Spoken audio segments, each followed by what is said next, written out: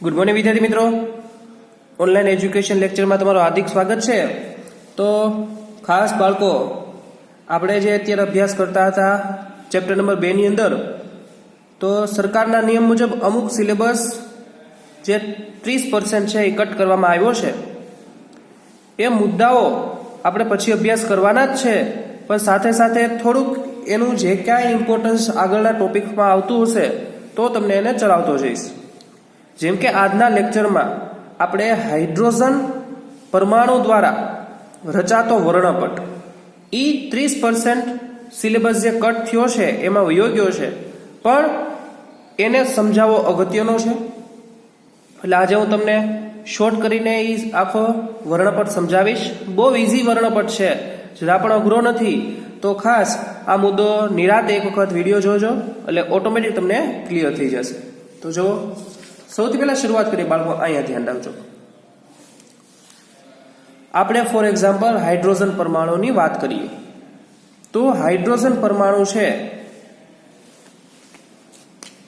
અહીં લખીએ આપણે હાઇડ્રોજન પરમાણુ। એનો પરમાણિક ક્રમાંક કેટલો છે બાળકો? તો કે 1 છે। તેની અંદર ઇલેક્ટ્રોન પણ કેટલા હશે? તો કે 1 ઇલેક્ટ્રોન। એ 1 ઇલેક્ટ્રોન ક્યાં હશે? તો પહેલી કક્ષામાં કેન્દ્રની સૌથી જોયું ને, આમાં આપણે ભણી ગયા પરમાણુ ગોળાકાર છે। આ ફોર એક્ઝામ્પલ પરમાણુ ગોળાકાર, એની અંદર નાનો ભાગ પરમાણુનું કેન્દ્ર, એની આજુબાજુ શું છે? કક્ષા છે, જ્યાં ઇલેક્ટ્રોન શું કરે? પરિભ્રમણ કરે। તમે ભણી ગયા ને આવી રીતના 2, 8, 8, રાઈટ? તો 2 એટલે તે બે પ્રથમ કક્ષા, 8 એટલે દ્વિતીય કક્ષા, 8 એટલે તૃતીય કક્ષા। રેડી? તો આ હાઇડ્રોજનમાં કેટલા ઇલેક્ટ્રોન છે બાળકો? 1 ઇલેક્ટ્રોન। તો ક્યાં જશે? પહેલી કક્ષામાં, એટલે કેન્દ્રની સૌથી નજીકની કક્ષા, એટલે અહીંયા જશે। આ પહેલી કક્ષાને આપણે યાદ કરો કે કીધું તું, અને n બરાબર 1 કહેવાય અને n બરાબર 2 કહેવાય। યાદ છે?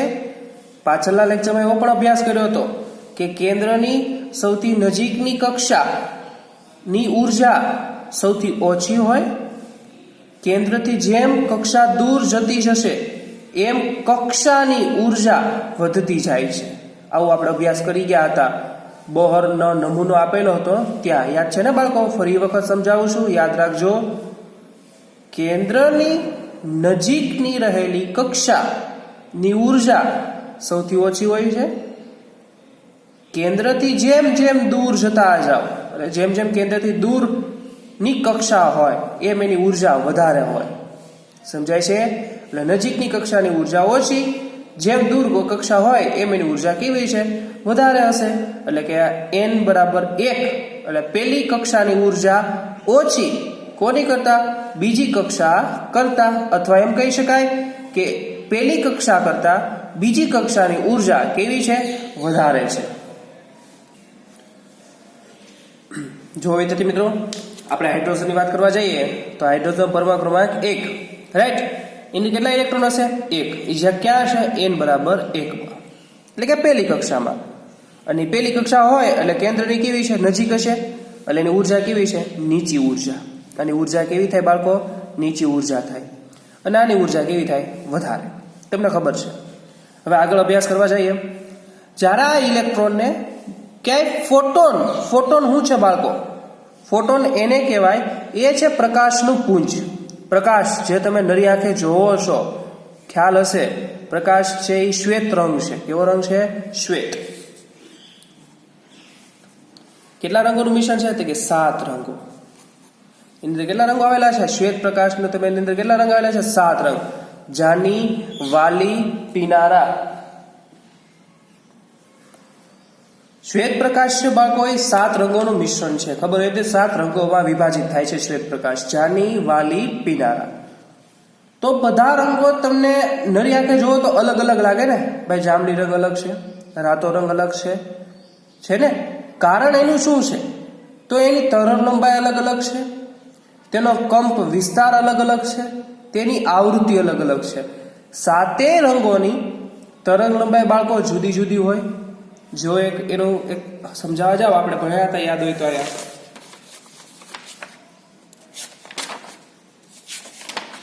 જો બાળકો આ વાત કરે છે દ્રશ્યમાન વર્ણપટ, જાની વાલી પીનારા, આ રાતો, જાંબલી, વાદળી, લીલો, પીળો, જો બધાની તરંગલંબાઈ બાળકો લખશે. જાંબલી રંગ છે એની તરંગલંબાઈ જો બાળકો કેટલી છે 400 નેનોમીટર. એ જ રીતે રાતો રંગ એટલે કે લાલ રંગની તરંગલંબાઈ બાળકો કેટલી છે 750 નેનોમીટર. આ તરંગલંબાઈ અને આવૃત્તિ જુદી જુદી છે ને એટલે બાળકો આપણને આ કલરનો ડિફરન્સ દેખાય છે. નકો તો બધા રંગ સરખા દેખાય, પણ તમને ખબર છે આ જાંબલી રંગ કહેવાય, આને રાતો રંગ કહેવાય, આને પીળો રંગ બોલાય, અને લીલો રંગ બોલાય. શું કામ? આ ડિફરન્સ શું કામ છે? તો એ કોના કારણે છે? તરંગલંબાઈ, એની આવૃત્તિ, એનો કંપ વિસ્તાર. આ ડિફરન્સ છે એટલે આપણને રંગોમાં ડિફરન્સ દેખાય છે. નકર તો બધા જ રંગો સરખા, લાલ, પીળો એ લાલ જેવો દેખાત, લીલો એ લાલ જેવો દેખાત, જાંબલી પણ કેવો દેખાત? લાલ જેવો. ક્યારે? તો એની તરંગલંબાઈ, આવૃત્તિ, કંપ વિસ્તાર બધું સરખું હોત તો. પછી બધા એની આવૃત્તિ, તરંગલંબાઈ, કંપ વિસ્તાર આ બધું કેવું છે? જુદું જુદું. એટલે આપણને રંગોમાં તફાવત જોવા મળે છે. આગળ વાત કરવા જઈએ, આપણે આપણા ટોપિક ઉપર આવી જઈએ. જે શ્વેત પ્રકાશ છે એની અંદર 7 રંગો છે. આ 7 રંગો છે. તો હવે આપણે એ જ કીધું છે આ શ્વેત પ્રકાશ, જેને આપણે પ્રકાશનું પુંજ કહીએ છીએ, એ કયા પ્રકાશનો? વિકિરણનો શ્વેત પ્રકાશનો જથ્થો એટલે પુંજ, સમૂહ, પ્રકાશના સમૂહને આપણે શું બોલશું? ફોટોન. અને પ્રકાશની અંદર પણ શું હશે? ઉર્જા હશે, એટલે આપણે બોલીએ છીએ ફોટોન. એટલે કહેવાનો મિનિંગ વિકિરણ સ્વરૂપે અપાતી ઉર્જા ને શું બોલાય? ફોટોન. આ વિકિરણો બોલાય ને તરંગ. વિકિરણ એટલે કે તરંગ અવસ્થા થઈને, જો તમે પ્રકાશને તરંગ અવસ્થા કહો છો ને, એટલે કહેવાનો મિનિંગ એવો છે આ તરંગ જે આપાત કરો છો એ ખરેખર શું છે? ઉર્જા ધરાવતા પ્રકાશનો સમૂહ છે. તો હવે એની અંદર શું થયું છે? તો કે શ્વેત પ્રકાશ, એનો મિનિંગ કેટલા રંગ હશે? તો કે 7 રંગ.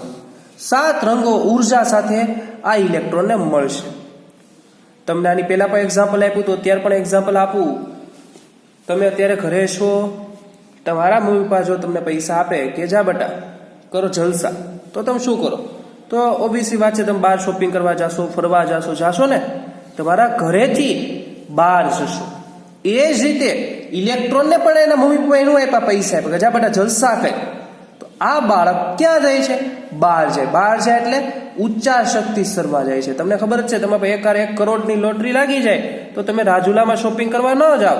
તમે ક્યાં જવાના છો? દિલ્હી છે, મુંબઈ છે, એમ શોપિંગ કરવા જશો ને, કારણ એ ઊંચું સિટી છે. જ્યારે પૈસા મળે તો તમે ઊંચા સિટીમાં જાઓ છો. એ જ રીતે ઇલેક્ટ્રોનને ઉર્જા મળે તો એ ઊંચી ઉર્જા સ્તરમાં જતો હોય છે. આ સ્તરમાંથી આ સ્તરમાં જવું ને એને સંક્રાંતિ બોલાય. યાદ રાખજો, આગળના ધોરણોમાં આ વર્ષ બહુ બધી વખત આવવાનો છે. ઇલેક્ટ્રોન એના નીચા શક્તિ સ્તરમાંથી ઊંચા શક્તિ સ્તરમાં જાય છે, તેને શું થયું કહેવાય? સંક્રાંતિ. ત્યારબાદ વાત કરવા જઈએ તો આ ઇલેક્ટ્રોન જો ઉર્જા મળી એટલે એને ઉર્જાનું શોષણ કર્યું. તમને ઉર્જા મળે એટલે કહેવાનું તમને પૈસા મળે, તમે સાચવી રાખો છો ને, ખીચામાં રાખો છો ને, એમ આ ઇલેક્ટ્રોન એવું મળી? ઉર્જા મળી. ઇલેક્ટ્રોનને ઉર્જા મળી એટલે એને ઉર્જાનું શોષણ કર્યું. તો એ તો શ્વેત પ્રકાશ હતો ને બાળકો, તો 7 રંગોનું શોષણ કર્યું હશે નહીં. ફોર એક્ઝામ્પલ, એને અમુક તરંગલંબાઈનું શોષણ કર્યું, તો અમુક તરંગલંબાઈ શું રહી જવાની? બાકી રહી જવાની ને. તો એ જે બાકી રહી ગઈ તરંગલંબાઈ, એના કારણે સ્પેક્ટ્રોસ્કોપિકનું ઉપકરણ એના દ્વારા વર્ણપટ રચાય. જો આ વર્ણપટ છે, આ એવો વર્ણપટ છે, જો અવશોષણ વર્ણપટ દેખાય. જેની અંદર કાળા લીટી છે એ શું દર્શાવે છે? તો આ એટલા ભાગનું તરંગલંબાઈ કોણે શોષણ કરી લીધી છે? આ ઇલેક્ટ્રોને. જે તરંગલંબાઈનું શોષણ નથી થયું એ તરંગલંબાઈ કલર તરીકે દેખાય. જો લાલ રંગની અમુક તરંગલંબાઈનું શોષણ નથી થયું, પીળા રંગનું, જો આ બધી તરંગલંબાઈનું શોષણ થઈ ગયું. જાંબલી રંગને બધી તરંગલંબાઈ શોષણ થઈ ગયું, એટલે એ ભાગ કેવો થઈ ગયો? કાળો. એ કોણે શોષણ કરી લીધું હશે? આ ઇલેક્ટ્રોને શોષણ કરી લીધી. કહેવાનો મિનિંગ બાળકો બહુ સરળ છે. એક હારે 7 રંગો આની પર આપાત થાય છે, તો બધા રંગોનું થોડું શોષણ કરશે. આ અમુક તરંગલંબાઈનું જ શોષણ કરશે, અને જે તરંગલંબાઈનું શોષણ નથી કરતું ઈ તરંગ લંબાઈનો શું રચાય? વર્ણપટ. આ વર્ણપટ દેખાય છે? આમાં જે કાળો ભાગ છે, કાળી લીટી છે, ઈ લીટી શું દર્શાવે છે કે ઈ તરંગ લંબાઈનું શોષણ કોરે કરેલું છે? આ ઇલેક્ટ્રોને. હવે ઇલેક્ટ્રોન પાસે પૈસા આવી ગયા, ઉર્જા આવી ગઈ, એટલે જાય છે મુંબઈ શોપિંગ કરવા. મુંબઈ એટલે એનો ઉચ્ચ ઉર્જી સ્તર. ત્યાં ગયો, શોપિંગ કરી, પૈસા ખાલી થવા આવ્યા એટલે એની ઉર્જા ઘટી. એટલે પૈસા ખાલી એટલે ક્યાં યાદ આવે? એનું ઘર યાદ આવે. એટલે પાછો ભાઈ ક્યાં આવશે? ઘરે. ઘરે આવે, ટિકિટ ભાડું દેવું પડે ને બાળકો. એટલે એને જો ટિકિટ ભાડું આપ્યું એટલે કે ત્યારે શું થાય? ઉર્જા ઉત્સર્જિત થાય. એટલે શું બોલાય? ઉત્સર્જિત વિકિરણ. ઉત્સર્જિત વિકિરણ એટલે જે કાંઈ તરંગ લંબાઈ હતી એની પાસે ઈ પાછળ શું નાખી? ઉત્સર્જિત કરી. તો એના દ્વારા શું રચાય? વર્ણપટ. ઈ જો બાળકો વર્ણપટ આ છે. જો શું કામ? તમે જોયું અહીંયા કયો રંગ લીધો તો? વાદળી રંગ. તો ઇલેક્ટ્રોન પાસે રંગ કયા રંગની તરંગ લંબાઈ છે? વાદળી રંગની. તો એ ઉપર લઈને ગયો તો હવે એવું થઈ જાય, ઘરે લાવવા પાછી આપવી પડશે ને. તો જો વાદળી રંગની તરંગ લંબાઈ પાછી આપી દીધી. જો હવે વાદળી રંગ આવ્યો અને આ રંગ દેખાતો બંધ. કેમ કે તો પેલા ઉત્સર્જિત થઈ ગયો, એટલે બાકીની બધી શું થઈ ગયું? જો કાળો ભાગ થઈ ગયો. સમજાય છે? ખબર પડી કે ન પડી? આ વર્ણપટ છે ઉત્સર્જિત વર્ણપટ. જ્યારે ઇલેક્ટ્રોન ઊંચા શક્તિ સ્તરમાંથી નીચા શક્તિ સ્તરમાં આવે તેને ઉત્સર્જિત વર્ણપટ રચાય. ઇલેક્ટ્રોન નીચા શક્તિ સ્તરમાંથી ઊંચા શક્તિ સ્તરમાં જાય તો એને અવશોષણ વર્ણપટ બોલાય. એટલે આ જ્યારે ઇલેક્ટ્રોને ઉર્જા મેળવીને ઉપર ગયો તો એના દ્વારા આ વર્ણપટ રચાણો. ઉપરથી નીચે આવે તો એના દ્વારા આ વર્ણપટ રચાણો. બહુ સરળ છે બાળકો. સમજાઈ ગયો આખી વસ્તુ? આનો અભ્યાસ જે શાખા કરે, જે ઉપકરણ કરે છે એને કહેવાય છે સ્પેક્ટ્રોસ્કોપી. અવશોષણ વર્ણપટ અને ઉત્સર્જિત વર્ણપટ નો અભ્યાસ કરી દે એને હું બોલાય? સ્પેક્ટ્રોસ્કોપિક. અને જે કાળા ડોટ લીટીઓ છે અંદર બહુ નજીક જો દેખાય, બધી કાળી ડોટ લીટી બને ડમ્બેલ્ટ બોલે. શું બોલાય? ડમ્બેલ્ટ. સમજાઈ ગયું બાળકો? આ હતો હાઇડ્રોજનનો વર્ણપટ. ચલો હવે આગળ અભ્યાસ કરવા જઈએ. આપણે આ નવો ટોપિક બોહર નમૂનાની મર્યાદાઓ શું હતી? બોહર પરમાણુ નમૂનાની મર્યાદા. હાઇડ્રોજન પરમાણુઓનો બોહર નમૂનો બેશક રુથરફોર્ડના કેન્દ્રીય નમૂના કરતા વધારે સુધારાવાળો તો હા, કારણ કે બોહરે ઘણી બધી વાતોની ચોખવટ પાડી. જેમ કે કક્ષાઓ વિશે વાત કરી, કક્ષાઓની ઉર્જા વિશે વાત કરી, એ સિવાય કક્ષાઓની કેન્દ્રથી લઈને ત્રિજ્યા વિશે પણ વાત કરી. એટલે બોહરે ઘણી બધી બાબત જે રુથરફોર્ડ નહોતો કહી શક્યો તેને એને દર્શાવી. કારણ કે હાઇડ્રોજન અને હાઇડ્રોજન જેવા આયનો, બાળકો હાઇડ્રોજન અને હાઇડ્રોજન જેવા આયનો એટલે કે હાઇડ્રોજનમાં એક ઇલેક્ટ્રોન છે તો એવા બીજા પરમાણુ જેમ કે જો હિલિયમ પ્લસ. હિલિયમ પ્લસનો મિનિંગ શું થયો કે હિલિયમે એની પાસે જેટલા ઇલેક્ટ્રોન હતા એમાંથી આ એક ગુમાવ્યો. કારણ કે +1 નો મિનિંગ શું થાય? એક ઇલેક્ટ્રોન ગુમાવવો. તો યાદ કરો હિલિયમ એનો પરમાણુ ક્રમાંક કેટલો છે? તો કે Z બરાબર 2. આનો મિનિંગ શું થયો? એની અંદર કેટલા electron? 2 electron 2 proton. Helium plus નો મિનિંગ શું થાય કે 2 ઇલેક્ટ્રોન માંથી 1 ઇલેક્ટ્રોન ગયો ને વિધા કેટલા આવે? 1. તો 1 ઇલેક્ટ્રોન એટલે કોના જેવી સ્પીસીસ? હાઇડ્રોજન જેવી. એ જ રીતે લિથિયમ પ્લસ નો મિનિંગ શું થયો બાળકો? લિથિયમ નો પરમાણુ ક્રમાંક 3. અહીં +2 નો મિનિંગ 3 માંથી 2 ઇલેક્ટ્રોન ગુમાવ્યા તો લિથિયમ પાસે કેટલા ઇલેક્ટ્રોન રહ્યા હશે? 1 ઇલેક્ટ્રોન. એટલે હાઇડ્રોજન જેવી સ્પીસીસ થઈ ગઈ. એ જ રીતે બેરિલિયમ +3. આનો મિનિંગ થાય બેરિલિયમે 3 ઇલેક્ટ્રોન ગુમાવ્યા. તો બેરિલિયમનો પરમાણુ ક્રમાંક કેટલો હતો? બેરિલિયમનો પરમાણુ ક્રમાંક 4. તો એની અંદર 4 ઇલેક્ટ્રોન હશે. 4 માંથી 3 તો શું કર્યા? ગુમાવી દીધા છે. તો વધ્યા કેટલા? 1. તો એ પણ કોના જેવો થઈ ગઈ આયન? હવે હાઇડ્રોજન જેવો. શું કામ? કારણ કે હિલિયમ +1, લિથિયમ +2 અને બેરિલિયમ +3 આ ત્રણેય આયનો પાસે 1 ઇલેક્ટ્રોન છે. એટલે કોના જેવા થઈ ગયા? હાઇડ્રોજન જેવા.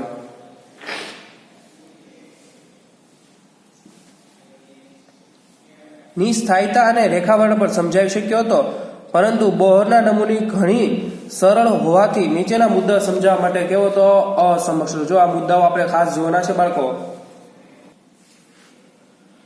અદ્યતન સ્પેક્ટ્રોસ્કોપિક તકનીકનો ઉપયોગ કરી અવલોકિત થયેલા હાઇડ્રોજન પરમાણુ વર્ણપટને સૂક્ષ્મ ડમ્બેલ્ટ એટલે કે ખૂબ નજીક ગોઠવાયેલી રેખાઓ, હમણાં મેં તમને દેખાઈ હતી ખબર? ઓલા રેખા વર્ણપટમાં જે ઓલી કાળી રેખા એકબીજાને ખૂબ નજીક હતી એનું બોલ્યા હતા ડબલેટ. બોલાય ડબલેટ. કઈ રીતે છે એ સમજાવવામાં કેવો હતો બાળકો? બોહરનો નમૂનો નિષ્ફળ નીવડ્યો. આ નમૂનો હાઇડ્રોજન સિવાય બીજા કોઈ પણ પરમાણુને લાગુ પાડી શકાતો નથી. એનો મીનિંગ હિલિયમ મૂલ્યો તો એને પણ લાગુ પડે નહીં, કારણ હિલિયમમાં 2 ઇલેક્ટ્રોન થઈ ગયા. હા, હિલિયમ +1 ને લાગુ પાડી શકાય, કારણ કે એ હાઇડ્રોજન જે સ્પીસીસ છે, કારણ કે એની અંદર કેટલા ઇલેક્ટ્રોન છે? 1 ઇલેક્ટ્રોન. એટલે કહેવાનો મિનિંગ એવો છે, બોહરનો નમૂનો માત્ર હાઇડ્રોજન પરમાણુ સુધી જ સીમિત હતો, સમજાવવામાં અસમર્થ રહ્યો. ઉદાહરણ તરીકે લઈએ તો હિલિયમ પરમાણુ માત્ર 2 જ ઇલેક્ટ્રોન ધરાવે છે, છતાં બીજા પરમાણુના વર્ણપટ સમજાઈ શક્યો ન હતો. એટલે સમજાણું ને, બોહરનો નમૂનો માત્ર કોના માટે હતો? તો કે હાઇડ્રોજન પરમાણુ માટે. એ બીજા કોઈ પરમાણુને વર્ણપટ દ્વારા પણ સમજાઈ શકતો નહોતો. વધારાની વાત છે કઈ છે, બોહર છે બાળકો 2 સિદ્ધાંત આવે, જે ચુંબકીય ક્ષેત્ર અને વિદ્યુત ક્ષેત્ર. હંમેશા યાદ રાખવાનું, આની પહેલા ભણી ગયા હતા. કોઈ પણ પરમાણુ હોય એની અંદર રહેલા અપરમાણિક કણો, પ્રોટોન, ઇલેક્ટ્રોન અને ન્યુટ્રોન, એની 2 ક્ષેત્ર દ્વારા અસર પામે, ચુંબકીય ક્ષેત્ર અને વિદ્યુતીય ક્ષેત્ર. એટલે આ જ વાત કરે છે કે બોહરનો સિદ્ધાંત ચુંબકીય ક્ષેત્રની હાજરી, હંમેશા યાદ રાખો, ચુંબકીય ક્ષેત્રની હાજરી નક્કી કરવા માટે એક અસર છે જેનું નામ છે ઝીમેન અસર, એ પણ દર્શાવતો નહોતો. વિદ્યુતીય ક્ષેત્રની હાજરી માટે એક અસર આ સ્ટાર્ક અસર, જે તમારે અત્યારના ધોરણમાં ભણવાનું નથી, પણ યાદ રાખવાનું છે. ચુંબકીય ક્ષેત્રની હાજરી ચકાસવા માટે કઈ અસર આવે? ઝીમેન અસર. વિદ્યુતીય ક્ષેત્રની હાજરી નક્કી કરવા કઈ આવે? સ્ટાર્ક અસર. એ વર્ણપટીય રેખાના વિપાટન સમજાવવામાં અશક્ય. વિપાટન એટલે જો રેખાનો એક રેખા બહુ નજીક હતી, બીજી બહુ દૂર હતી, ખબર? હમણાં વર્ણપટમાં જોઈ હતી કાળી રેખા અમુક ખૂબ નજીક, અમુક ખૂબ દૂર. તો આવું શું કામ થયું એ સમજાય છે કા નહીં. ઉપરાંત તે પરમાણુની રાસાયણિક બંધથી અણુ બનવાનું ક્ષમતા વિશે પણ સમજાય છે. અણુ બનવાનું એટલે હું કહું કે હાઇડ્રોજન પ્લસ હાઇડ્રોજન, તો બાળકો બને હું H2. H2 નો મિનિંગ શું થયો? H bond H.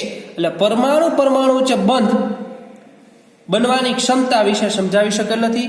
બીજા શબ્દોમાં કહીએ તો આ બધા મુદ્દાઓ ધ્યાનમાં લઈને એક વધારે સારા સિદ્ધાંતની શું હતી? જરૂર હતી. અને એ જ રીતે સંકીર્ણ પરમાણુઓની રચના વિશિષ્ટ ખાસિયત સમજાવી શકે. સંકીર્ણ પરમાણુ જે તમને અત્યારે નહીં સમજાય, જે 12 સાયન્સનો ટોપિક છે ત્યારે વધુ ખ્યાલ અપાવીશ. સંકીર્ણ કોને બોલાય, સંકીર્ણનું એક એક્ઝામ્પલ આપીશ. ફોર એક્ઝામ્પલ આવું,